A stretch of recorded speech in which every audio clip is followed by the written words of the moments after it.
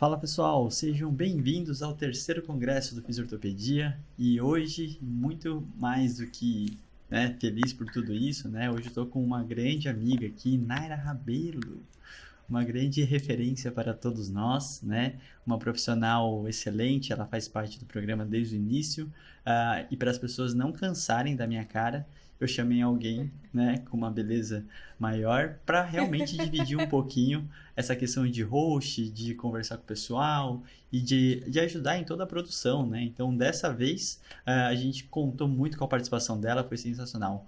Naira, seja muito bem-vinda ao nosso terceiro congresso. Muito obrigada. Gente, eu vou chamar ele de Fuco o tempo inteiro, tá? Então vocês não reparem. Muito obrigada, Fuco. Obrigada a todo o resto, do corpo de organização do Físio em Ortopedia.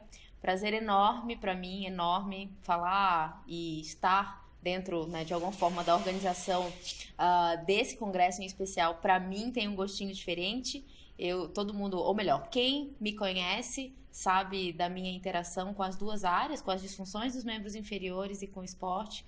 Então, tô feliz demais de estar aqui com vocês, de verdade. Sejam muito bem-vindos! Muito bom. Naira, vamos conversar rapidinho, muito rápido, para o pessoal realmente assistir a aula, O que a gente teve nesse congresso e o que a gente abriu o congresso, como que vai ser essa aula de abertura aí. Uau! Bom, já que eu falei que é especial para mim, não tinha como a gente ter uma abertura mais especial. Vamos lá? A primeira coisa, a gente vai falar sobre dor femoropatelar, mas não o que a gente já sabe hoje. A história, a evolução de todo esse contexto de entendimento da dor femoropatelar, reabilitação da dor femoropatelar, novas perspectivas. E aí, junto disso, que aí eu acho que é o que dá a graça toda dessa primeira aula de abertura, dessa primeira conversa de abertura, é que a gente tem... Posso falar o nome de quem tá? Pode, claro. Por Boa, favor. então a gente tem Flávio Brick, nosso mestre máximo aí. Eu, Leandro Fukuzawa, que estamos ali, desde sempre com o Flávio, nossas origens ali da Santa Casa, um background, em especial, no meu caso, em dor femoropatelar, que foi meu tema de mestrado e doutorado, mas aí a gente botou no mesmo balaio Rafael Alight, gente, trazendo todo o contexto e a bagagem dele dentro dos novos conceitos de neurociência da dor, e aí deu um caldo bom, bem bom. É como a gente tem falado na nossa moqueca. É isso aí. Bom, e aí vocês vão ver que o congresso inteiro ele tá baseado num formato totalmente diferente, tá, gente? Então a gente vai... Essa primeira, ela foi realmente uma grande mesa redonda, Foi uma grande discussão.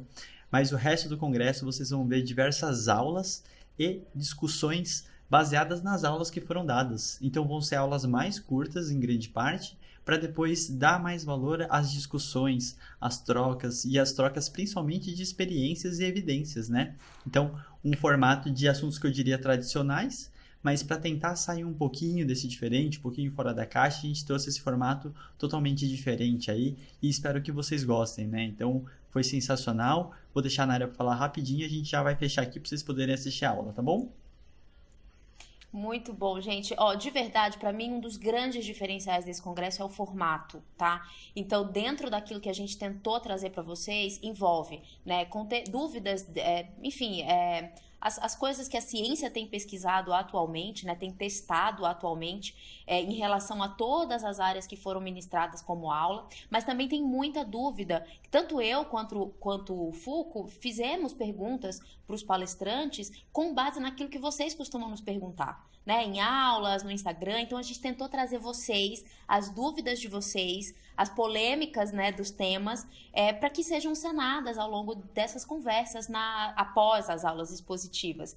Então, de verdade, a gente tentou atender da melhor forma possível e com todo o carinho que a gente tem por vocês, aquilo que a gente acreditou que vocês gostariam de saber, de ouvir, de esclarecer. Então tá muito gostoso. Eu tenho certeza que vocês vão gostar.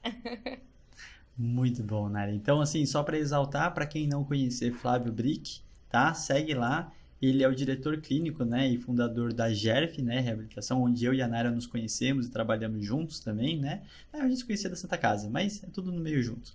Então, nessa hora, vocês vão escutar muita gente falar sobre Jerf, porque tem metade da equipe Jerf aqui também, né? E metade da Santa Casa também tá aqui com a gente. Então, gente, a gente agradece demais, uma boa aula e um bom congresso para vocês. Sejam todos muito bem-vindos. Até mais. Gente, boa aula, aproveitem, voltem quantas vezes vocês quiserem em cada aula, porque tá incrível. Um beijo, sejam bem-vindos. Fala pessoal, sejam bem-vindos ao terceiro congresso do Fisiortopedia e a gente está aqui na nossa aula inaugural. Então a gente está muito feliz de estar começando mais um congresso, teoricamente o nosso quarto congresso, mas que você está chamando de terceiro, né? E a gente está aqui com pessoas muito especiais, né? Então a gente está aqui com Naira Rabelo. Tudo bom, Naira? Tudo ótimo, Fuco. Tudo bem, pessoal? Espero que sim. Sejam bem-vindos ao congresso.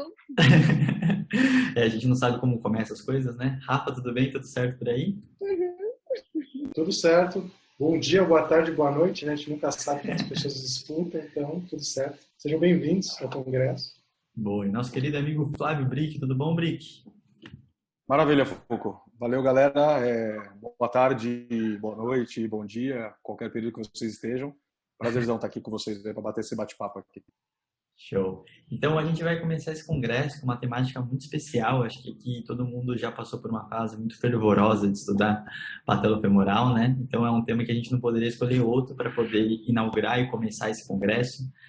Então vai ser um bate-papo bem gostoso, um pouquinho para falar de um pouco de contexto histórico, né? E como que esse contexto histórico está direcionando a gente para as perspectivas futuras do tratamento e da reabilitação da dor patelofemoral, tá? E aí, nada mais, nada menos que o Flávio Brick, para poder contar um pouquinho dessa história. A gente não está falando que ele é mais velho daqui, tá, gente? É só uma questão de respeito. Então, o Brick, que muito nos ensinou, né? Então, aqui todo mundo acho que passou pela... O Rafa não, né? Mas eu e Naira somos cria de Brick, né? Trabalhamos um bom tempo juntos, ainda trabalhamos, né? E gostaria que você contasse um pouco de história, um pouquinho de como que surgiu essa dor patelofemoral aí, como que você tratava logo no começo, né? E como que foi evoluindo todo o processo. Perfeito, Fuco. Então, vocês veem que eu tenho uns cabelinhos brancos, né? Sou um pouquinho mais velho que vocês. Então, eu vou contar um pouquinho da minha história na patelofemoral, vamos chamar assim, do que eu vi, do que eu vejo hoje, né? Eu sou da fase do VMO, do vasto medial oblíquo. Acho que talvez vocês pegaram um tiquinho disso, né? Mas o conceito do vasto medial oblíquo ele era muito baseado naquela imagem da patela lateralizada, né? Então, quantos de nós já vimos isso, né? Patela lateralizada, aquele raio-x em extensão, que a patela está um pouquinho para fora, né? E a ideia do vasto medial oblíquo era justamente uma porção do quadríceps que conseguiria medializar a patela, né? Tinha aquela história dela estar lateralizada, perdendo a área de contato, aumentando a pressão, e o único músculo com vetor, com uma direção de força para puxar essa patela seria essa porção oblíqua do quadríceps, né? Do vasto medial. Então a gente tinha todo esse conceito, acho que o pessoal do UFSCar publicava muito na época nesse sentido, né? E a moda, a questão da época era descobrir o melhor exercício para isolar o vasto medial, né? A gente queria um exercício que pegasse só ele, mais ninguém. Com o decorrer do tempo, descobriu. Isso era óbvio que era impossível, mas não mais seletivar, mas aquele exercício que pegasse muito o vasto medial oblíquo e pouco as outras porções do quadríceps, né? Então tinha essa ideia. Então, geralmente os exercícios eram agachamento isométrico a 60 graus, com a perna rodada para fora, fazendo isometria para a rotação medial com a bolinha entre as pernas. Aí surgiu a bolinha entre as pernas, né? A gente sabe pela anatomia que o vasto medial oblíquo ele tem origem nos adutores, né, longo e magno. Então a ideia da bolinha entre as pernas era gerar uma contração isométrica para dar um ponto de apoio para o VMO para ele conseguir puxar a patela. Então a gente passou anos nisso daí, bilhões de estudos, e até hoje a gente vê estudos saindo nessa temática, né? Mas essa era a grande ideia. Então o plus, o must da época era justamente isso. Alguém achava um exercício, era cadeia extensora no final, nos últimos graus, né? Então toda vez que saía um exercício nesse sentido que se propunha ou falava que conseguia pegar mais vasto medial, a gente colocava no protocolo, né? Então tinha essa ideia do vasto medial oblíquo. E como sempre, o alongamento do isquiotibial, né? Talvez o músculo mais alongado da fisioterapia, com movimentações do joelho, coluna, né? É o isquiotibial. E aí era o auge da época, a gente curtia pra caramba essa ideia, fazia milhões de exercícios nesse sentido. E na minha vivência pessoal, né? Isso foi muito forte até a época que entrou o Powers na nossa vida, né? Eu tive a oportunidade de assistir um curso do Powers em 2005, no Cobraf. Eu era menino, né? Em 2005 eu tinha 2 anos de formado. Fui para lá porque tinha lido alguns estudos dele, não entendia muito bem o que ele queria dizer. O curso estava barato, eu falei, vamos lá, então, vamos ver, né? A Isa, minha esposa, foi ver o curso do Chucuca de laser, né? A gente foi juntos, etc e tal. E na hora que o Powers mostrou o valgo dinâmico, a gente caiu para trás. Acho que todo mundo que estava lá caiu para trás. Era um conceito que até existia nos livros, mas a gente não dava muita bola. E ele mostrou lá alguns relatos de caso, até aquele estudo que ele publicou lá de 2 casos, se eu não me engano, em 2003, né? Justamente nessa ideia de não é a patela que está lateralizando, esquece o VMO, é o fêmur que medializa, é ele que roda medial e aduz, né? E aí ele mostrou alguns casos, né, de desalinhamento dinâmico, e aí corrigia, e ele dizia que melhorava a dor, e a gente, naquela ingenuidade do momento, caiu para trás e falou, caraca, fantástico, isso aqui é a solução de todos os problemas da humanidade. Levamos esse conceito lá para a Santa Casa, na época acho que eu era R2 na época, R2 ou R3, eu tentei ficar lá bastante tempo, né? A gente se apaixona, quer fazer R8, R20. Eu estava lá na Santa nessa pegada ainda, conversando com o Fukuda, com o pessoal que trabalhava na época, a gente saltou aos olhos, né? Todo mundo brilhou com a ideia, e a gente começou a aplicar isso no dia a dia clínico, né? Nos nossos viés aí, parecia que funcionava bem pra caramba, etc. E naturalmente a gente começou a tentar levar isso para a ciência. Fizemos um estudo transversal de avaliação de força, que já tinha alguns na época, mostrando realmente que se o fêmur está rodando medial e aduzindo, talvez isso seja a fraqueza da musculatura proximal do quadril, né? E na época já tinha estudos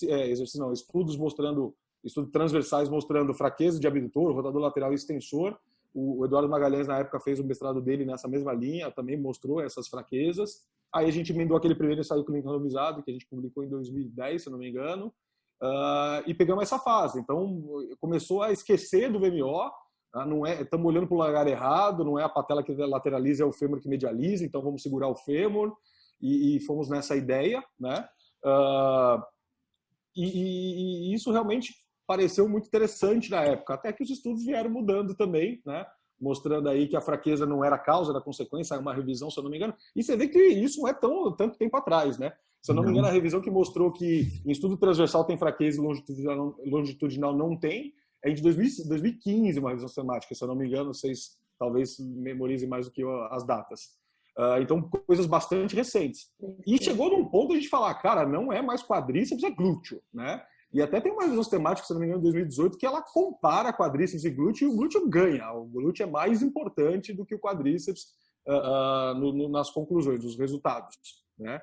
Depois eu faço um parênteses aí dos resultados do quadríceps. Mas aí a gente começou a pensar em glúteo, esquecer o quadríceps, e veio a onda do tornozelo, pé e tal. A gente fez um estudo transversal, não viu fraqueza, a gente não ligava muito para isso na época, né? E hoje isso vem mudando, né? Entrou mais os fatores psicossociais aí que a gente está olhando cada vez mais, né? Essa linha aí de que qualquer exercício é igual a qualquer exercício, né? Ou seja, não precisaria ser aquela coisa analítica, muito linear que a gente pensava, né? E acho que é mais ou menos isso. Entrou joelheira, saiu joelheira, voltou joelheira. Antes a joelheira era do mal, ela inibe a musculatura, o paciente não vicia nela, sai cheirando joelheira. Eu brinco desse tipo, né? Cheirando joelheira.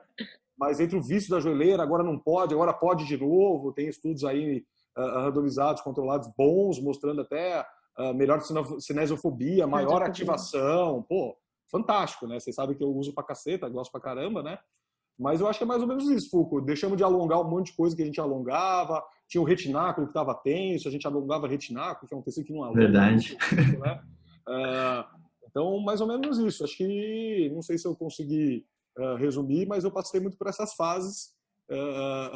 E hoje eu tenho umas visões aí diferentes que eu tinha. Muita coisa eu faço parecido, mas a gente mudou muita maneira de explicar a dor, né? Uhum. E eu acho que um ponto que acho que é comum a todos nós, talvez, a gente aprendeu muito, né, no modelo médico aí de valorizar condromalácia, explicar, né? O paciente a grau 3, 4 a gente assustava, né? Uhum. O cara fala, vamos correr, você fala, pô, acho melhor não, né? A gente sempre fez a analogia com máquina, né? É um carro, gasta, né? E a gente sabe que todo tecido responde à carga, então não tem nada de mal em colocar carga, só que a gente tinha medo, né? Valorizava o exame de imagem, etc, etc. Acho que isso já é mais antigo, a gente já saiu um pouquinho dessa época, mas, de certa maneira, a gente vê por aí muita gente valorizando algo nesse sentido. Acho que é isso, falei muito. Se vocês quiserem que eu Não, acrescente que alguma coisa. isso. Eu acho que foi um A ótimo gente ficaria aqui contextualização. ouvindo. E vai tendo uns flashbacks assim na hora, né? Exatamente, vai lembrando. Vou aproveitar o momento flashback ainda e chamar a Naya para falar um pouquinho, porque disso tudo saiu o mestrado dela, né? Então, Naya também lá comigo, ela foi minha R2, né? Então, a partir disso, ela começou a estudar um pouquinho mais, entrou lá na Uninove com o Lucarelli, né? Então, começou a surgir os estudos mais clínicos. E aí, eu queria que você falasse também um pouquinho da sua perspectiva, Naya, desse comecinho que você pegou na Santa Casa, né?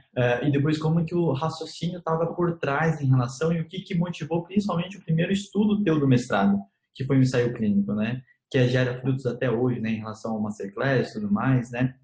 Então, eu acho muito interessante contar um pouco dessa teoria, né, que estava por trás e o que está embasando esses estudos que a gente pensava, né? Porque a gente sempre fica olhando para o passado e a gente esquece um pouco do contexto do momento, né? E eu acho que isso tem um valor muito grande, né? É muito fácil a gente criticar olhando para trás, né? Então, é uma coisa que a gente tem que evitar fazer e por isso que é legal contar desse racional por trás de tudo isso, né? Então, Naira, por favor.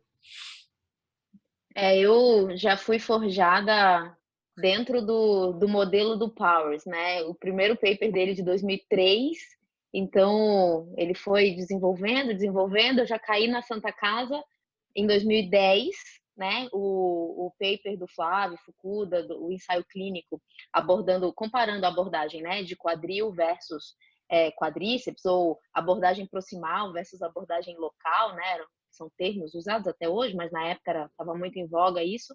E o paper foi a favor, né, de associar estratégias do quadril às estratégias do joelho, e era legal porque dentro desse protocolo ainda tinha um pouco de alongamento de isquio, alongamento de quadríceps, ainda tinha ainda se perdia tempo um pouquinho com essas coisas, mas o foco geral era associar abordagem proximal e local, né, quadril e joelho, nesse sentido. Sempre com fortalecimento. Esse foi o trabalho deles, né? Então, em cima desse trabalho, vamos associar, então, o raciocínio que o Flávio citou ainda há pouco, né? Era muito plausível para a gente pensar na época que existia fraqueza da musculatura do quadril nessas pessoas, né? Nesses pacientes.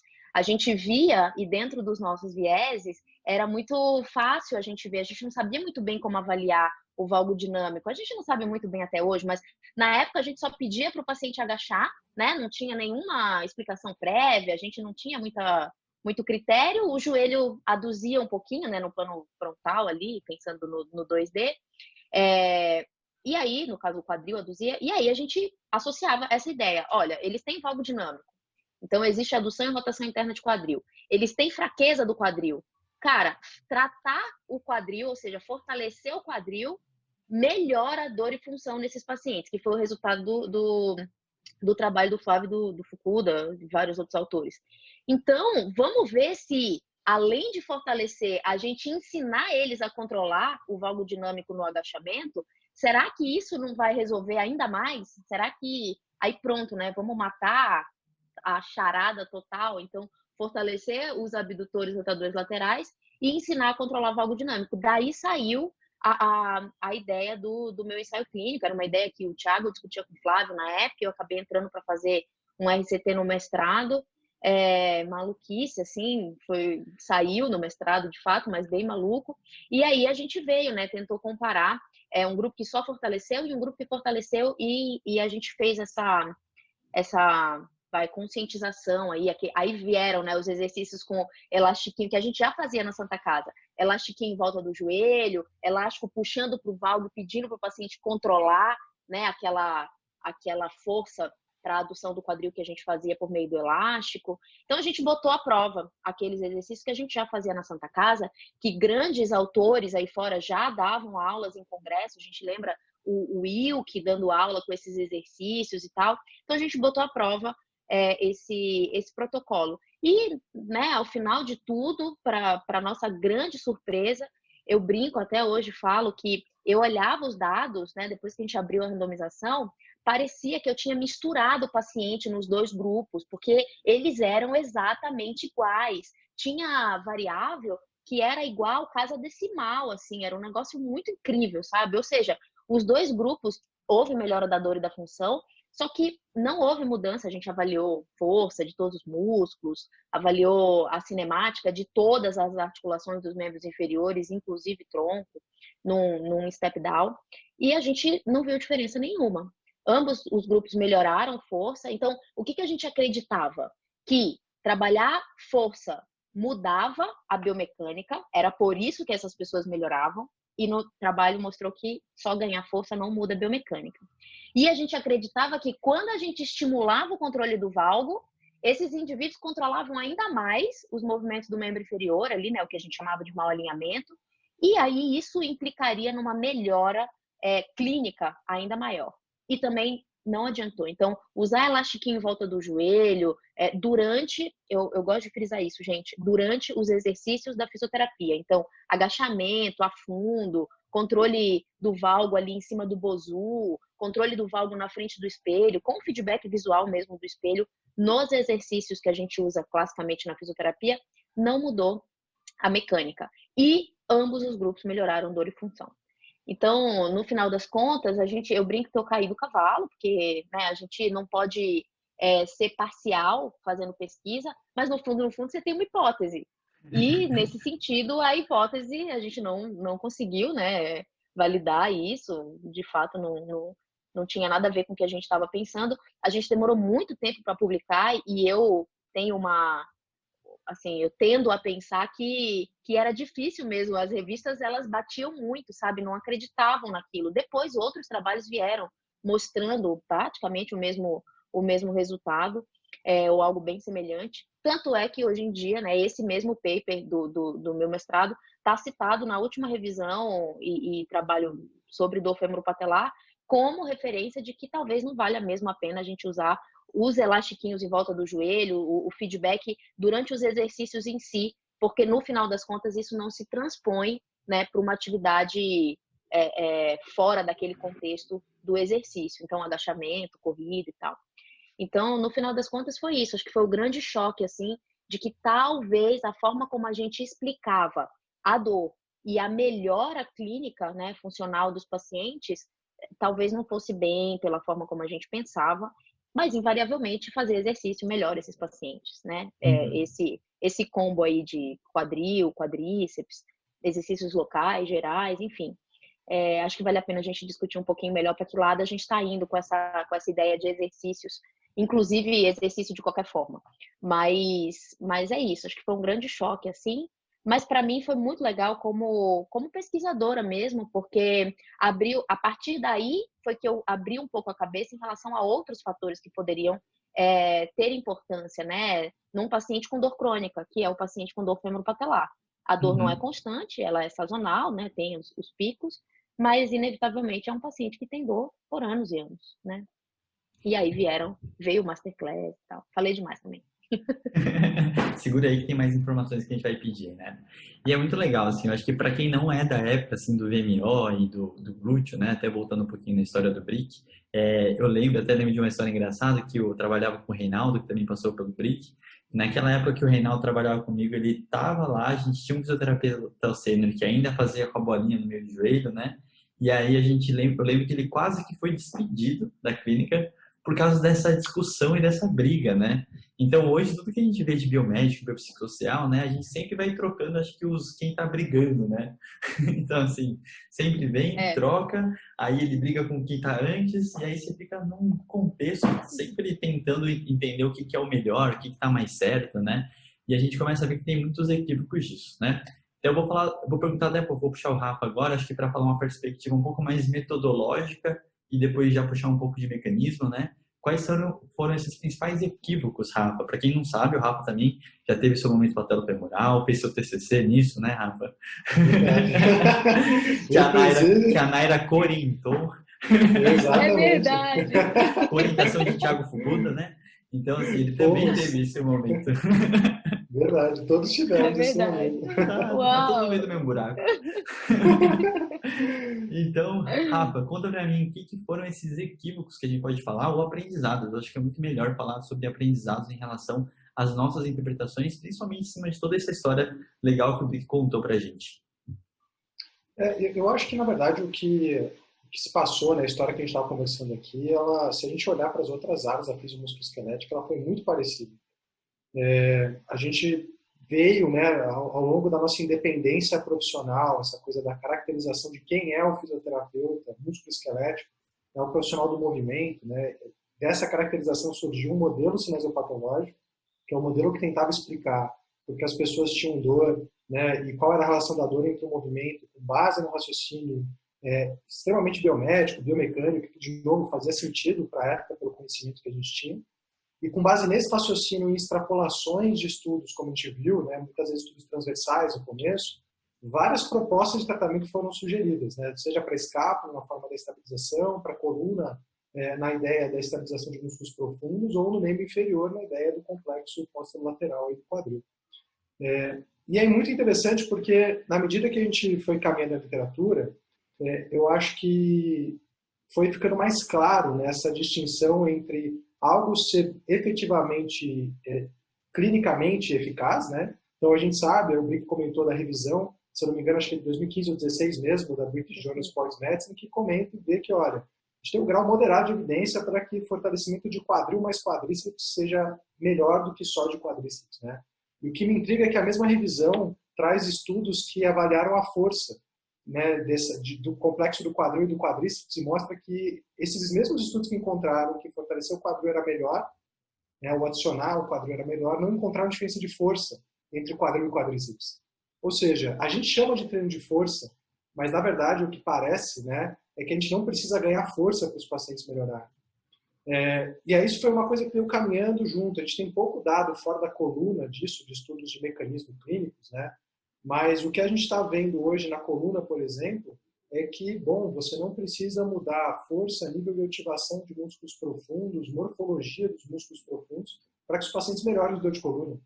Na escápula, aparentemente, a gente está rodando um estudo agora, aqui, de mediação, né, que está mostrando para a gente que a força da escápula, dos músculos periescapulares, a posição e o movimento da escápula não precisam modificar, não são necessários, né, para que o paciente melhore dor e função, a modificação desses fatores. E no membro inferior a gente ainda não sabe bem, mas o que a gente está vendo até por todos esses estudos clínicos é que parece que você fazer mais exercício ou envolver mais articulações é melhor do que você trabalhar com menos articulações, né? E a gente sempre deu uma explicação mecânica para isso, quando na verdade talvez fosse o fato de envolver mais regiões, estimular mais um sistema analgésico antinociceptivo, trabalhar funções mais desafiadoras e mais próximas da função que os pacientes têm dor, né? Então talvez a gente confundiu eficácia clínica com explicação do porquê algo funciona. Isso aconteceu em toda a área da fisioterapia, né? Há uma abordagem de ser eficaz, como que a gente está discutindo aqui, fortalecer o proximal, o fortalecimento proximal ser mais eficaz do que fortalecer a periferia. A gente talvez confundiu ao longo do tempo que isso significava que a explicação que a gente dava para isso acontecer automaticamente estava validada. O que a gente está descobrindo agora é só que fortalecer o complexo proximal, fortalecer mais regiões ou trabalhar, fazer exercícios ativos em mais regiões, continua sendo eficaz. O que está mudando, na verdade, é que a gente está começando a entender que não pelos mecanismos que a gente entendia, né? Então, eu acho que as pessoas também se sentem muito invalidadas nessa transição de conhecimento, mas o que a gente já sabia que funcionava continua funcionando. Na verdade, a ideia de entender melhor como, por que algo funciona, o mecanismo daquilo, incorporando ciência moderna da dor nesse processo, é só para a gente entender, então, qual seria o next step. O que a gente está entendendo é que, em vez de trabalhar quadril mais quadríceps mais tronco, por exemplo, que seria, né, o nosso next step anterior, talvez a gente tenha que trabalhar mais articulações, expor o indivíduo gradativamente a mais funções e educar ele. Então, eu acho que esse conhecimento do mecanismo, na verdade, vai ajudar a gente a entender que a gente tem algo que funciona bem, mas vai nos ajudar a fazer esse next step de como deixar isso ainda melhor, né? Isso não está invalidando o que a gente já sabia que funcionava, mas é uma maturidade que está vindo na medida que a gente ganha, acho que uma maturidade maior como área de pesquisa, né? As ciências da reabilitação hoje são uma área mais robusta, e na medida que a gente entende mais sobre dor, porque eu sempre me perguntei isso, né? Por que quem trata dor é a fisiomusculoesquelética e não a neuro? Porque na medicina é a neuro. Uhum. Quem trata dor crônica é neurologista na medicina. O fisiatra e o ortopedista vão tratar dores relacionadas a eventos traumáticos, né, ou coisas relacionadas a eventos que eles vão chamar de miofaciais, mas dor crônica é um neurologista. Eu sempre perguntei isso, né? Por que veio para a musculoesquelética a dor e não para a neuro? E talvez justamente porque a gente derivou da ortopedia, nossa área surgiu muito forte nisso, a gente demorou muito tempo para conseguir começar a englobar aspectos relacionados à dor, ou conhecimento sobre a dor na nossa área. Né? Porque a gente está chegando num ponto onde essa é uma opinião minha, eu acho que talvez o indivíduo que trata dor crônica, talvez ele tenha que ter alguns conhecimentos e características diferentes do físio musculoesquelético geral, que trata pós-operatório, que trata, né, dores agudas. Não que não possa tratar, eu acho que todo fisioterapeuta consegue tratar, mas as características são diferentes, né? Eu me questiono muito disso, assim, né? O fato de cair para a gente a dor fez a gente ter um caminho para conseguir entender esses pacientes, foi único, né? Porque veio para a musculoesquelética primeiro. Mas eu acho que esse panorama geral vai deixar a gente discutir mais a fundo outras coisas. Legal, legal. E eu acho muito interessante falar de todas essas perspectivas, né? E eu percebo algumas questões de fora também no sentido de, para a gente como fisioterapeuta, sempre foi muito fácil desvincular que a dor não está relacionada à imagem. Até porque não é a gente que solicita a imagem, a gente não consegue ter grandes trabalhos em cima daquela questão estrutural em si, mas para a gente sempre foi muito difícil desvincular aquela questão que a gente sempre discute em relação à dor mecânica, né? Dor e movimento, e essa associação direta, se é realmente um estresse mecânico ou se é um processo associativo de aprendizado, né? Então, nessa hora, acho que é muito engraçado, porque quando mexe no que a gente faz, é mais difícil desvincular. Então, tem uma parte, acho que nossa como profissional, e eu até queria perguntar, porque eu lembro que desde o início da Santa Casa, né, se a gente chegasse com uma imagem para o Brick, falasse, Brick, vamos discutir um caso, e aí você só tem a ressonância lá, o Brick te mandava embora, né? E aí a gente tem essa grande questão de já bater que a imagem não era relacionada à dor, né? Então, assim, Brick, fala um pouquinho também, acho que dessas questões, de como que você mudou, como que você explica essa questão da dor para esse paciente que a imagem não condiz, né? Então, eu acho que é uma questão legal de falar, porque as pessoas têm muita dificuldade de explicar para os pacientes isso, né? Então, o Brick fala que ele não é, mas ele é muito mais biopsicossocial do que ele imagina. Então, é um processo que é legal das pessoas escutarem, assim, como que você tem feito hoje e como você fazia, né? Então, Foucault, eu não sei, na minha vivência, eu acho que esse negócio de desvincular da imagem, ela foi muito mais clínica do que pesquisa, porque na época não tinha tanta pesquisa nesse sentido, né, de fazer exame em pessoas assintomáticas, e se tinha também, eu não conhecia muitas não. Você sabe que eu sou um cara que passei por várias etapas e estou nesse processo de aprimoramento, né, como você bem disse. Até que você falou isso para mim numa reunião, né? Falou assim, você não é você acha que não faz o biopsicossocial, mas você faz bastante, né? E eu parei para pensar nesse sentido. Eu falei, cara, talvez não daquele extremo do biopsicossocial que todo mundo montava uma aulinha para o paciente, explicava o cérebro, etc, tal, né? Que todo mundo já saiu disso, mas não nesse sentido, mas da gente entender o contexto geral do paciente, né? O que eu via na minha prática clínica, eu sou um cara muito de avaliar, pôr a mão, palpar, etc. Eu vi uma dor no cara e eu falava, isso aqui é isso, eu olhava no exame e não aparecia aquilo. Eu tratava de uma certa maneira, jogando carga naquele tecido, o cara começava a melhorar e não aparecia no exame, né? Então, clinicamente, sei lá, é raríssimo você ver uma dor na pata de ganso no exame de imagem e clinicamente você vê várias vezes. Inflamação da gordura de Hoff, que ninguém fala e eu vejo todo dia no meu dia a dia, né? Eu abordo, olho isso clinicamente, por mais que você vê que eu estou indo no tecido, né? Eu estou indo na estrutura, né? Então, assim, isso não condizia com a minha prática. Então, muitas vezes, trato iliotibial, etc., né? Meu viés é joelho e quadril, né?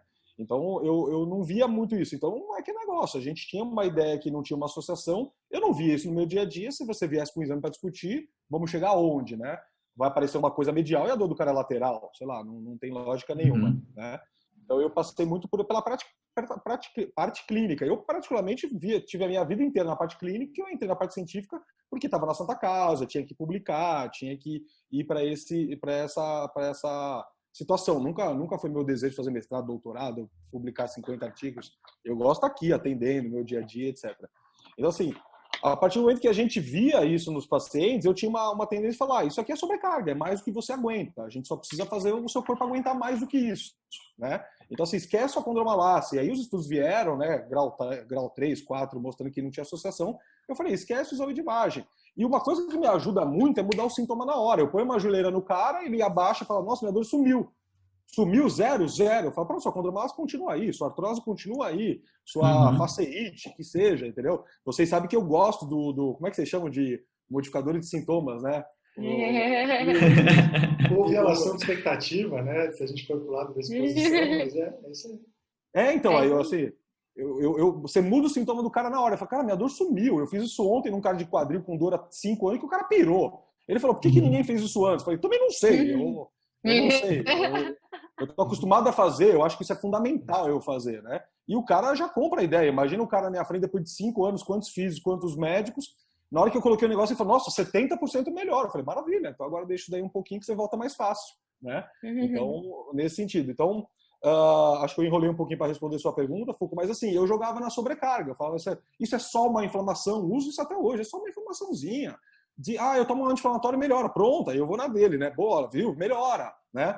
Flávio, mas isso aqui eu não tomo anti-inflamatório melhor. Não, mas é sobrecarga. Na hora que você põe a joelheira, aumenta a área de contato, você vê que eu ainda tenho viés bio, né? A gente melhora o seu estresse. E, naturalmente, isso vai ficar mais fácil, né? Então, eu jogo muito nessa coisa. Aí é uma visão. Por mais que você explique que a dor não está lá e tal, e muita gente já falou o contrário, se você vem com uma teoria e nada muda muito rápido, esse cara não vai muito na sua, não. Ele não acredita muito, não. Na hora que eu faço alguma coisa que ele fala, caraca, ninguém nunca fez isso, melhorou muito. Ele é meu. Eu posso contar a história que for a partir daí, né? Então, assim, eu cada vez desvinculo mais, tiro as paranoias dele. Eu acho que muita coisa que vem daí fomos nós que fizemos, né? O cara passa em médico, fisioterapeuta, todo mundo fala da condromalase, todo mundo fala disso, o cara assusta, né? Um dia em 2012 eu estava com uma dor no peito, eu tenho uma luxação clavicular, na hora que eu achei que aquilo era infarto, eu comecei a suar frio, né? Falei, vou morrer, né?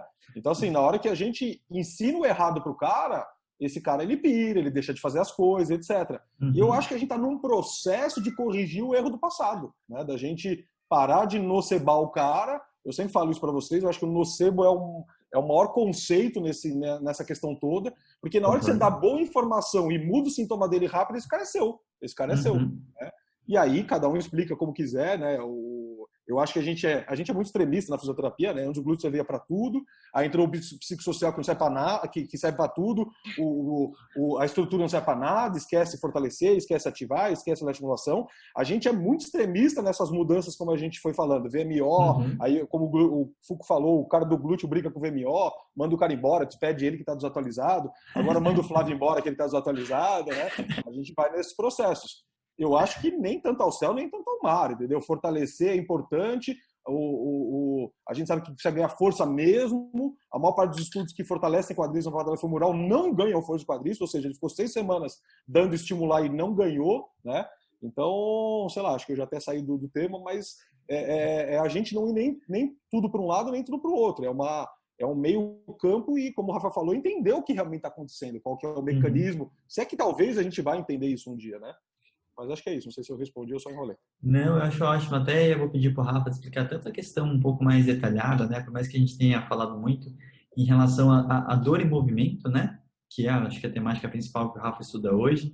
E a questão de violação de expectativa, que até o Brick comentou, né? Não é todo mundo que conhece. Entender um pouquinho desse mecanismo que está por trás disso, que justifica tantas coisas que a gente faz na fisioterapia que a gente acaba perdendo esse conceito sem saber muito a fundo, né? Então, por favor, Rafa. Eu acho que é até legal pegar um gancho no que o Flávio falou, né, com relação aos extremismos.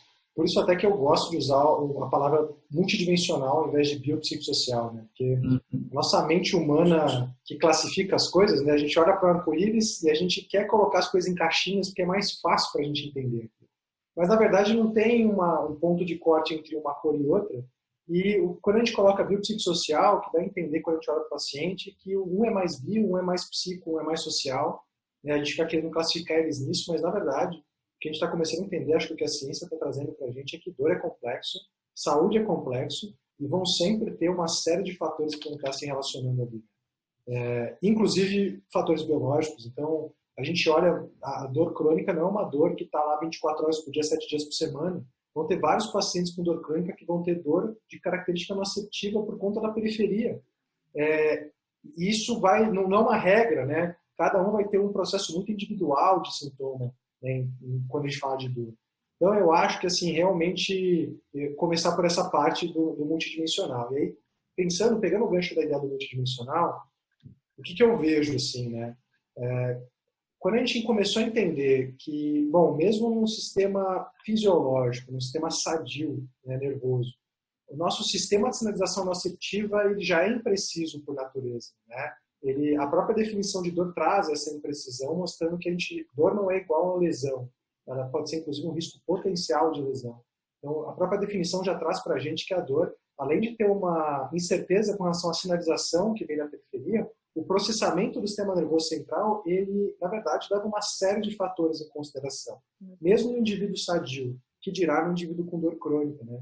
E o que a gente vem entendendo também é que só porque uma dor vem no movimento não quer dizer que ela é causada pelo movimento, né? Isso talvez seja um dos principais aprendizados e que vem talvez mudando um pouco do nosso raciocínio sobre como olhar para dores, né, no movimento. Porque ele sempre olhou e chamava essas dores de dores mecânicas. A gente tentava entender como que o padrão de movimento daquele indivíduo estava gerando uma sobrecarga específica numa estrutura, né, que justificasse a dor dele. E quando a gente olha para pacientes com dor crônica, inclusive para as evidências que mostram que às vezes abordagens muito específicas ou que tentam corrigir esses padrões não são mais efetivas do que abordagens mais gerais ou abordagens que não olham para isso, quando a gente vê na dor lombar, por exemplo, crônica, né, você pegar e falar que, olha, a gente tem evidência de que uma abordagem de exposição em vivo, que é uma abordagem para tratar medo de movimento, né, aplicada na nossa área, é igualmente eficaz a qualquer abordagem específica na lombar, da nossa área. Então, o que isso quer dizer, né? Que, na verdade, é muito provável que, ao tratar os pacientes, através de abordagens ativas, a gente está produzindo um monte de coisa neles. Né? O Flávio acabou de falar uma história muito legal, porque hoje ele só não deu o nome que hoje está em voga, né? Mas ao fazer que o paciente experiencia algo diferente, está fazendo uma violação de expectativa, que é o mecanismo de ação de qualquer abordagem de exposição, seja o CFT, exposição em vivo, exposição gradativa, né? Você fazer com que o paciente tenha uma outra experiência com aquele movimento que ele, por vários motivos, ia continuar evitando ou fazendo de outra forma. O Flávio também falou que ele estimula o paciente, né, a continuar fazendo e colocar carga. A gente vai chamar isso de reassurance. Hoje em dia a gente vai falar que isso é educação, né, que isso é dar autoeficácia para o paciente. Então, o que eu acho é que assim, nós como profissionais do movimento já fazíamos muita coisa que hoje a gente está começando a entender que talvez sejam importantes, que são fatores prognósticos, são mediadores e moderadores de efeito. A gente só está dando nome para essas coisas, né? O Flávio deu vários exemplos de nomes que hoje acho que as principais terapias como o CFT vão falar e vão dar um nome específico. O que me faz pensar, eu sempre pensei isso, né, que um bom clínico ele é sempre um bom clínico. Um bom clínico na fisioterapia, eu acho que o que vai mudar vão ser as explicações, isso é natural. Eu gosto de falar disso porque a ciência de mecanismo ela é muito mais frágil do que a ciência clínica. Então a gente sabe que uma abordagem de fortalecimento proximal mais distal, por exemplo, ela é mais eficaz. Dificilmente a gente vai descobrir algo que fale que isso não funciona. A gente pode descobrir que isso, talvez, comparado com outras coisas que fazem mais, é um pouco menos eficaz. Mas isso é eficaz, isso funciona. Agora, na parte de mecanismo, o avanço, as novas tecnologias fazem com que as explicações de como ou por que as coisas acontecem mudem muito ao longo do tempo. E aí que eu acho que está a grande armadilha. Quando a gente baseia nosso processo de raciocínio e decisão clínica no mecanismo, que é o que a gente acha legal, o House, ele fala de mecanismo. Ele não é um bom médico clínico. Ele não está falando de prognóstico. Ele não está falando de NNT, de número necessário para tratar, de tamanho de efeito, de probabilidade de melhora. Ele está dando uma explicação elaborada de mecanismo. E a gente gosta disso, a gente valoriza isso, mas o clínico que fica muito sediado ali no mecanismo é aquele cara que pode ser invalidado muito rápido. Então, a gente tem que começar também a aprender aonde que a gente tem que fazer nosso castelo ali. Talvez no meio do caminho, né, a gente sempre propôs e raciocinou clinicamente em cima do mecanismo, né, inclusive para tomar decisões clínicas. E talvez o que a gente tem que entender é que a gente tem que estar sediado na decisão, na evidência clínica e usar o mecanismo para tentar fazer sentido das coisas, sabendo que ele vai mudar rápido. Então, eu gosto de trazer essa reflexão porque, na verdade, eu acho que é justamente não entender o papel do mecanismo na prática clínica que faz esse extremismo ficar tão presente. Né? Agora não funciona mais, agora funciona, agora volta para lá. E o mecanismo ele é volátil mesmo. Ele tem que ser, justamente para a gente poder entender o que está acontecendo. Vão ter evidências discordantes muito rápido. E é por isso que a gente não tem que se basear nisso para tomar decisão clínica. Perfeito, Rafa. E é muito legal. Acho que as grandes questões que a gente está entendendo, né, que eu acho que até é legal de falar, é assim, entender que a gente não tem um raciocínio linear, né, então não é uma coisa leva a outra, e a gente acho que está tentando cientificamente também, até estatisticamente, entender, avaliar como que essa interação entre fatores é uma coisa muito diferente que vocês vão ver na aula de prevenção de lesão, que fala sobre modelo complexo e tudo mais, né? E eu vou puxar a Naira agora e falar assim, Naira, se a gente fosse fazer uma pesquisa hoje de dor patelofemoral, o que que a gente faria? Então eu queria entender, assim, dando essa, sei lá, um gostinho, eu falo assim, Naira, você vai fazer o doutorado de novo. Não, que desespero. Nossa, fizeram essa pergunta para mim. É mesmo? Se eu tivesse tempo de fazer tudo de novo, o que que eu faria? Eu falei que eu faria um longitudinal, né? Fiquei 7 anos ali no laboratório, 6 anos. Tinha dado tempo de fazer um baita longitudinal. Total. Mas a gente sempre tem medo de pegar longitudinal de cara, assim. Mas eu acho assim, Foucault, é engraçado de ver, né? Que a conversa vem aqui uma série de flashes. Desde a época do VMO e depois passando para o Valgo, a gente sempre tentou explicar, e eu uso esse termo, né? A dor femoropatelar é uma condição clínica que foi originalmente forjada apenas num contexto de sobrecarga. Seja porque a patela lateralizava, diminuía a área de contato e gerava dor, aumento ali do estresse das estruturas, né? Não cartilagem, mas é muito plausível pensar em outras estruturas ali, osso subcondral, que tem um potencial nociceptivo bom, né? E aí depois veio o valgo dinâmico, que aí não era a patela mexendo, mas era o fêmur também, e consequentemente redução de área de contato e tal. Então, eu atualmente, os últimos 5 anos aí, até uns artigos um pouco mais antigos, tem tentado colocar, né, nesse meio aí de estudo outros fatores que não fatores físicos, né? Então, o Flávio citou né, associando, existe aí uma correlação entre dor, muito mais entre dor e catastrofização, por exemplo, do que dor e fraqueza de quadríceps, né? E dor e movimento também, déficit de flexão de joelho em uma atividade escada. Então, eu penso assim que a gente poderia agregar outros fatores, né, num âmbito muito maior, de um N muito maior, em condições mais diferentes, assim, tentar entender um pouco mais a relação desses fatores e tentar associar. É o que eu falo, eu não largo a biomecânica, primeiro porque eu gosto, e depois porque eu acho que a gente estuda pouco, a gente usa pouco contextos biomecânicos dentro dos estudos biomecânicos. Eu converso muito com o Rafa em relação à coordenação, né, dentro do estudo de biomecânica. O professor Ramil, ele leva aí a duras penas, desde 1900 e bolinha, uma hora ou outra vem pingando uns artigos associando acoplamento de uma articulação com a outra, aceleração, tempo, mudança de fases de movimento, né? A própria coordenação do movimento, variabilidade de movimento. Tem tantas outras coisas que não o pico da flexão do joelho no momento tal. Então, quando a gente fala que biomecânica não funciona, cara, a forma como a gente estuda biomecânica, para quem entende de biomecânica, ainda está muito restrita. A gente restringiu demais as perguntas. Eu acho que a gente ainda tem coisa da biomecânica para entender, talvez não para procurar exatamente causa, mas tentar entender como que essas pessoas se comportam mecanicamente, né? Ou respondem às intervenções mecanicamente, e associar isso dentro desse princípio de modelo complexo. Porque não dá, eu não acho que a gente vai responder apenas mecanicamente, né? Existem outros contextos ali associando. Por exemplo, quando a gente vai falar de performance desses indivíduos ao longo de testes clínicos, por exemplo, ou de execução de atividade, nenhuma variável psicossocial está tão associada à menor performance desses indivíduos quanto a força de glúteos, por exemplo. Então, força importa? Importa para a execução de movimento, é lógico que importa. Mas qual que é a relação disso dentro do contexto de um indivíduo? Nossa, tá escuro aqui, né, gente? Dentro de um contexto Achei que era de desse propósito, indivíduo... né? Não, peraí, eu não queria fazer isso não, mas eu vou ter que fazer. Desculpa. Eu afastei ali.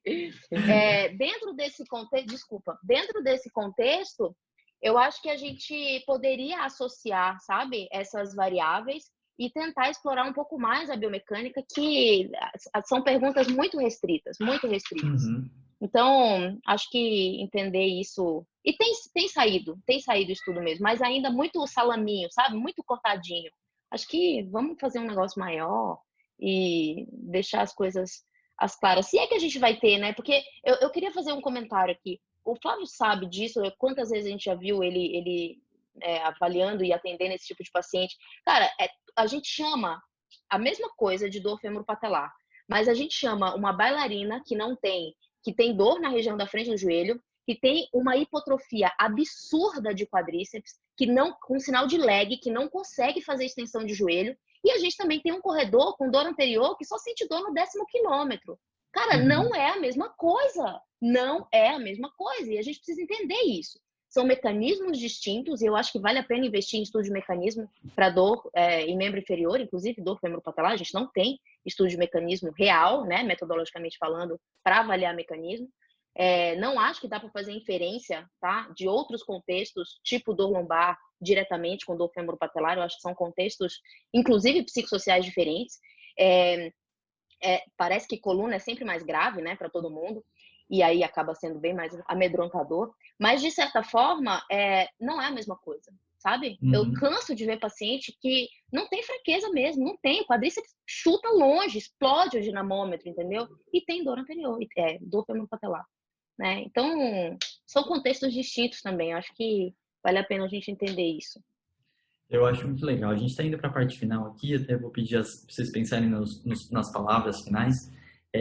Mas eu acho que toda essa discussão, não sei o quão complexo é para vocês, mas eu acho que esses são os pontos que a gente precisa realmente aprofundar, assim como a Nara falou, porque senão a gente não consegue se diferenciar e sem mim menosprezar de forma nenhuma. Mas, por exemplo, eu que tenho como background de ser dançarino, um professor de dança que sabe gerar movimento no corpo da pessoa ganha muito fácil de você que está toda hora preocupado com a dor patelofemoral. Ele consegue fazer aquela pessoa se movimentar sem pensar no joelho dele, por exemplo, né? Então, se a gente não consegue entender quais são esses pequenos fatores e variáveis, qualquer pessoa que gera movimento no corpo da pessoa ganha da intervenção fisioterapêutica. Então, quando a gente realmente aprofunda todo esse conceitual, acho que a gente consegue ser um pouco mais certeiro. E quando a gente está falando da melhor terapia, eu acho que é errar menos, né? Não é questão de você saber a verdade, não é questão que não vai modificar, mas qual o caminho que eu erro menos com esse meu paciente, né? Então, eu acho que são alguns raciocínios que a gente está aprofundando, e assim como a Rafa falou, a gente está começando a dar nome. E a partir do momento que a gente sabe dar nome, sabe avaliar, a gente consegue potencializar o que a gente faz com aquilo, né?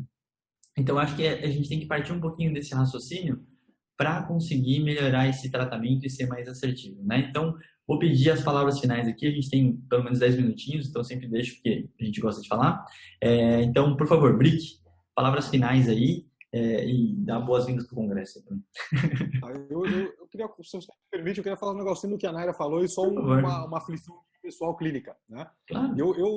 Eu tenho minha vivência muito em quadril e joelho. Como a Naira falou, uma bailarina com uma dor é diferente de um cara que corre, tem dor no 5º quilômetro e assim por diante. Uma coisa que me aflige muito no dia a dia é a avaliação e o critério de inclusão. Dor patelofemoral é dor atrás da patela e ao redor dela, que dói para agachar, ou seja, tudo que você coloca carga na patelofemoral. Cara, na boa, eu avalio muito o joelho, meu, muito, muito, muito. Eu ponho a mão e eu falo, cara, isso aqui é a ROF, isso aqui é aplica, isso aqui... E a minha abordagem inicial no que o Rafa falou de fazer o paciente experimentar uma outra situação, uma experiência diferente, como ele disse, muda muito de cada estrutura do que eu estou falando. Então, assim, sei lá, artrose. Porra, você é velho, cara, foi pro médico, você tem raio-x, você tem artrose, seu diagnóstico está feito, não precisa nem ir lá, seu cabelo é branco, você vai ter artrose, né? Aonde dói a estrutura e tal, não sei o que lá. Muitas vezes, eu vou atrás dela, é ela que me faz tirar o sintoma do cara. Se eu coloco uma joelheira, uma faixinha, um calço no pé, isso muda de acordo com a estrutura. Então, eu acho que a gente tem que olhar todos os aspectos, mas voltar talvez um pouquinho na avaliação e não chamar tudo de dor anterior da mesma coisa. Por exemplo, dor na rofa sei lá, chutando 70% ou 80% dos meus pacientes. E muitos pacientes que vieram de outros serviços, eles fizeram glúteo, eles fizeram quadríceps, eles agacharam com tronco, sem tronco, controlaram o válculo, fizeram dorsiflexão e tal. E, cara, muitas vezes eu não mudo nada, eu só adequo o estímulo inicial, tiro a dor dele muito rápido e a gente vai seguindo, né? E uma coisa que me aflige no dia a dia, aquele negócio assim, pô, o cara, sei lá, faz pilates, ele corre, ele faz academia. Se qualquer exercício é igual a qualquer exercício, o que eu tenho de diferente para oferecer para esse cara, né? Se o cara chegar na minha frente e falar assim, porra, Flávio, eu corro, eu faço academia, faço pilates, yoga e medito. Porra, eu falo, caraca, é muito mais do que eu vou dar para você. Beijo, tchau, foi um prazer te conhecer, entendeu? Então isso é uma coisa que a literatura traz e que me arrebenta no íntimo, porque, lógico, eu tenho meu viés de memorização, mas eu sou um cara que eu gosto de aprender com erro. Se o paciente fala, cara, eu saí da sua clínica e piorei, eu falo, fui eu, foi o meu estímulo, eu que errei. E eu fico lá, o que eu mudei, o que eu mudei naquele dia, que carga que eu aumentei na minha coisa de Santa Casa, de querer tentar controlar tudo. Eu já entendi que isso não dá. Então, hoje eu parto do princípio que a dor veio, eu sei lá o porquê, né? Eu gosto de identificar a estrutura porque é o que vai lá e me dá o start, é o que eu vou modular o sintoma dele muito rápido. E muitas vezes eu vou atrás do que tem na literatura. Eu vou fortalecer o glúteo, eu vou fortalecer o quadríceps, eu vou ganhar dorsiflexão. E muitos dos meus pacientes de joelho, eu resolvo ele na cadeia aberta. Eu tiro ele da fechada, eu ganho na cadeia aberta, depois eu fecho a cadeia. Ou seja, eu não estou muito na função dele. Então, só para dividir com vocês as minhas angústias, né? Eu acho que isso daqui deveria durar 3 horas, não 1 hora. Eu também. Eu ouvir cada um de vocês, né? Mas são coisas do meu dia a dia. É igual dor lombar. O cara fala assim, caminhar é igual agachar, que é igual a pilates, que é igual não sei o que lá, não sei o que lá. E você tá na minha frente, você vai falar, eu faço pilates. Qual a minha honestidade? Falar, foi um prazer te conhecer, você já faz o exercício, né?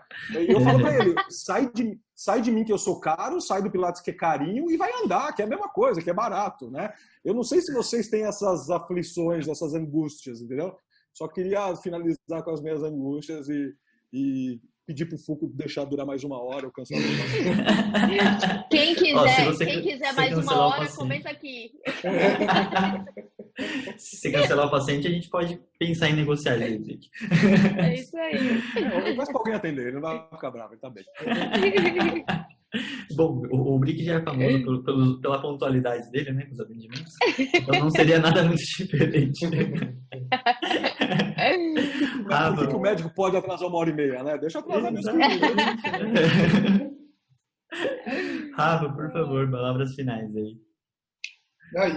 Eu acho que essa discussão é muito vaga, né? Eu também acho que ela devia durar mais 1 hora, mas a gente está entendendo, eu acho que, de novo, a físio inteira, a membro inferior não é exceção, que um diagnóstico patoanatômico, ele não guia a gente, né? Uma síndrome de impacto do ombro não guia a gente, assim como uma síndrome da dor temporomandibular não guia a gente. Nem no raciocínio biomecânico guiava a gente. Então, eu acho que vão ter vários pacientes que vão estar debaixo desse mesmo guarda-chuva, e hoje a gente está entendendo que dor é um mundo à parte, né? Eu posso ter um indivíduo com dor no joelho, com uma dor aguda de característica nociceptiva, que vai ter uma história natural X. E talvez, nesse caso, eu possa restringir carga, diminuir um pouco de carga na estrutura, usar o meu raciocínio mecânico para fazer isso e ajudar ele a passar por esse tempo X. Vão ter outros que vão ter dor nociplástica. E aí o exercício é o melhor que eu posso fazer, e talvez eu não precise ser tão específico. Então, realmente, ao mesmo tempo, eu concordo com o Brick, né? Eu acho que a gente olhar essa literatura dá uma certa angústia, né? Do tipo, tanto faz, mas eu acho que é porque tem um limite onde a ciência clínica vai conseguir responder o que a gente está vendo frente ao nosso paciente. A ideia de um ensaio clínico é provar um conceito, é provar que uma abordagem funciona, ou um conjunto de abordagens é melhor do que a outra, mas ele nunca vai conseguir, eu acho, que chegar no nível da individualidade, né? A ideia da medicina de precisão é extremamente falaciosa. E eu acho que é nessa hora que entra a experiência clínica, né, o expertise do clínico e a tomada de decisão compartilhada com o paciente. Porque eu acho que, assim, a nossa função, eu me vejo assim, pelo menos, né? Já falando um pouco de perspectiva futura, porque eu acho que é uma coisa legal. Eu acho que a nossa função é entender melhor, assim como na terapia manual a gente entendeu. Talvez a gente não precise de 8.000 técnicas. Se a gente souber 2 bem para cada região, né, e sabendo que elas têm um mecanismo compartilhado de ação, tá bom. Talvez a gente tenha que entender a ferramenta que a gente tem na mão quando a gente fala de exercício. Tem que saber um pouco de cada uma delas, uma baseada em violação de expectativa e exposição, uma baseada de exercício. Talvez a gente precise saber bem cada uma delas e saber quando aplicar. E isso talvez seja o suficiente, né? E eu me vejo muito com uma função de ser uma janela. Um momento que vem, talvez nós somos, eu acho, o profissional que tem mais capacidade para conseguir entender quando o tecido é importante, quando ele não é tão importante, quando a gente pode, apesar disso, botar carga, quando não pode. Eu acho que a gente está numa posição única para falar isso. E eu me sinto na função de ajudar o paciente a transitar para uma fase onde ele tem autonomia. Talvez seja um viés meu, porque eu sempre atendi pacientes com dor crônica. Mas eu me vejo muito com essa função de ser uma ponte, assim, né? E eu não acho que nem tem outra profissão no momento que consiga exercer essa função tão bem quanto a gente, por conta da nossa base de conhecimento, justamente, né? Então, ao mesmo tempo que gera um pouco de angústia, essa coisa de a gente estar, né, entendendo que parece que não tem um caminho único, eu finalizo a minha fala com a frase do Luiz Cláudio Corrêa, que ele fala assim: medicina vem de medere, que em latim é achar o melhor caminho, né? E isso não quer dizer que vai ser um caminho que tem certo e errado, só quer dizer que a nossa função talvez seja errar menos, é probabilidade.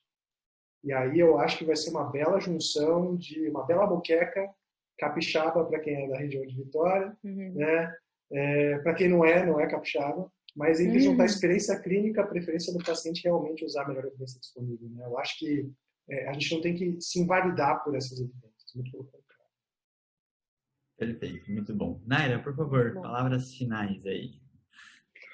Bom, a gente está falando aqui que a gente é profissional do movimento, que a gente usa o movimento para tratar, né? Usa raciocínio com base em movimento para tratar.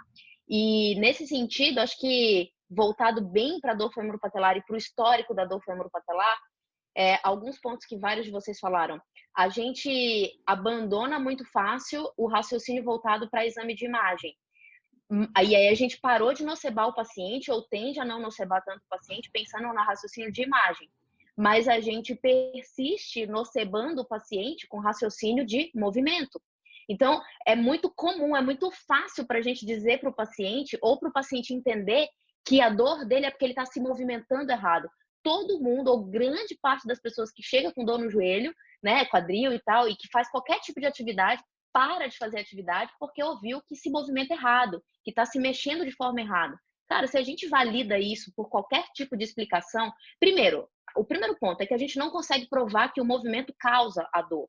Todos os estudos que tentaram procurar, né, causas puramente dentro do movimento, estudos longitudinais, bem feitos, quando acha, é uma coisa muito discreta, como fator de risco real mesmo para o desenvolvimento específico de alguma condição, sabe? Então, poxa, se a gente vai usar isso como ferramenta para tratar, se a gente vai usar movimento e raciocínio de movimento para tratar, vamos tentar não nocebar pelo movimento, porque você diz que tem um movimento errado, então você explica que tem um certo. Só que, cara, à luz da ciência ainda não tem um movimento certo, não tem. E muito pelo contrário, é melhor que tenham várias formas de se movimentar. Daí a variabilidade boa, né, para a execução de boa parte das tarefas que a gente faz. Então, eu acho que para começo de conversa é a gente evitar o nocebo, né, mas dentro daquilo que a gente usa como ferramenta, que é o movimento. E a outra coisa é que não acho que a gente não precise entender de movimento, muito pelo contrário. Eu estava acompanhando recentemente uma discussão de grandes pesquisadores no Twitter e a ideia final ali foi mais ou menos assim: a gente não sabe dizer se existe um movimento ruim, mas o raciocínio em cima do movimento pode sim ser usado para, de repente, evitar carga ou poupar quando precisa ser poupado, né, uma determinada estrutura. Então, sim, a gente precisa ter consciência de mecânica, de movimento, de sobrecarga, enfim, para fazer nosso plano de tratamento, seja para exposição de carga específica no tecido, ou mesmo exposição, né? Quebrar mesmo o movimento para ir devagar, ajustando a questão de medo do paciente também, mesmo que isso seja mais voltado para a exposição e fragmentação do exercício, voltado para o medo dele mesmo de se expor ao movimento. Mas o nosso raciocínio mecânico precisa estar, né, entremeado aí nessa exposição que a gente vai fazer. Então, vamos evitar jogar uma bomba dentro da nossa ferramenta de trabalho, que é movimento, né?